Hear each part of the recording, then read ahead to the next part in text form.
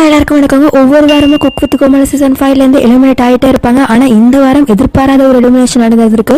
ஏன்னா இத்தனை நாளா இந்த சீசன் 5 பாசிட்டிவ் எனர்ஜி இவங்களாலதான் இந்த டிஆர்பி ஓடிட்டு இருக்கு அப்படின்னு சொல்லிட்டு இருந்த ஷாலினி ஜோயா இந்த வாரத்தோட எலிமினேட் ஆகிட்டாங்க. விடிவி கணேஷ், ஷாலினி ஜோயா, அக்ஷய் கமல் இவங்க 3 பேருமே டேஞ்சர் ஜோனுக்காக எலிமினேஷன் குக்கிங் பண்ணாங்க. ஆனா செஃப் தாமு சார் ரொம்பவே கோவப்பட்டு நீங்க ஈரல குக்கர்ல குக் பண்ணீங்க, அதனால அதோட டேஸ்டே மாறி போச்சு அப்படின்னு சொல்லிட்டு ஷாலினி ஜோயா எலிமினேட் பண்ணாங்க.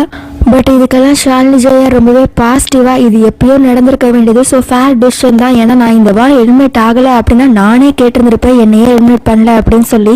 இத்தனை வாரம் இங்கே இருந்து இதனால நான் ஃபேமஸ் ஆனதை நான் ரொம்பவே பெருமையாக தான் நினைக்கிறேன், ஹாப்பியாக தான் போகிறேன் அப்படின்னு சொன்னாலும் இன்னொரு பக்கம் ஆனந்த கண்ணீரே வச்சுட்டாங்க. குரேஷி அண்ட் புகழ் இவங்க 2 பேருமே ஷாலினி ஜோயா பற்றி என்ன சொன்னாங்க அப்படின்னா, நீங்கள் எல்லாருமே ஷோவை பார்த்துட்டு இவங்க நடிக்கிறாங்க அப்படின்னு சொன்னீங்க, உண்மையிலே இவ ரொம்பவே இன்னசென்ட், எப்பயுமே இப்படி தான் இருப்பா. ஒவ்வொரு சீசன் ஏதாவது ஒரு குக்கு எங்களோட ரொம்பவே மிங்கிள் ஆவாங்க, அந்த மாதிரி தான் ஷாலினி ஜோயா இத்தனை நாளாக இருந்தாங்க, கண்டிப்பாக வேர்ல்ட் கார்டில் வின் பண்ணுவாங்க அப்படின்னு குரேஷி ரொம்பவே எமோஷனல் ஆகிட்டாரு.